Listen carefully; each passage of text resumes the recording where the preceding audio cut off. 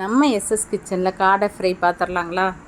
இதுக்கு ஒரு கடாயில் 2 ஸ்பூன் எண்ணெய், 4 பட்டை, 2 ஏலக்காய், 3 லவங்கம் போட்டுக்கலாம். நான் ஒரு மீடியம் சைஸ் பெரிய வெங்காயத்தை நீல வாக்கில் கட் பண்ணியிருந்தேன், அதுவும் இதிலேயே சேர்த்துக்கலாம். ஒரு நிமிஷம் இதை வதக்கினா போதும்.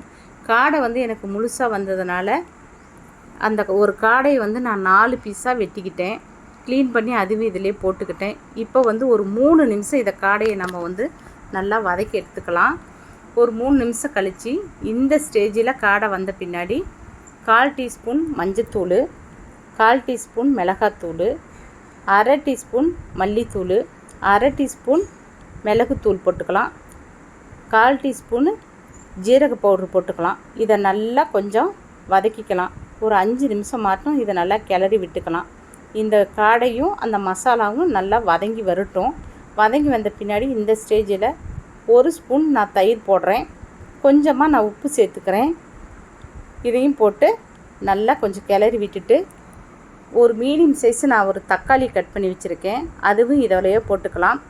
இதுவும் நல்லா கிளறி விட்டு 1 டம்ளர் தண்ணி நான் இதில் நான் சேர்க்க போகிறேன்.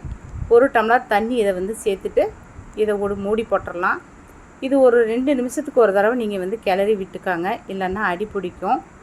10 நிமிஷம் ஒரு வெந்தால் போதும். 10 நிமிஷம் கழித்து நம்ம திறந்தோம்னா காடை ஃப்ரை ரெடி ஆகுதுங்க. இதில் நான் கடைசியாக கரம் மசாலா தூள் போட்டு கொஞ்சம் நல்லா ட்ரை ஆகிறதுக்காக தான் நான் கொஞ்சம் கிளறி விட்டுக்கிட்டே இருந்தேன். ஒரு 2 நிமிஷம் கிளறி விட்டுட்டு கடைசியாக ஃபைனலாக நம்ம கொத்தமல்லி தழை போட்டு இறக்கிற வேண்டியது தான்.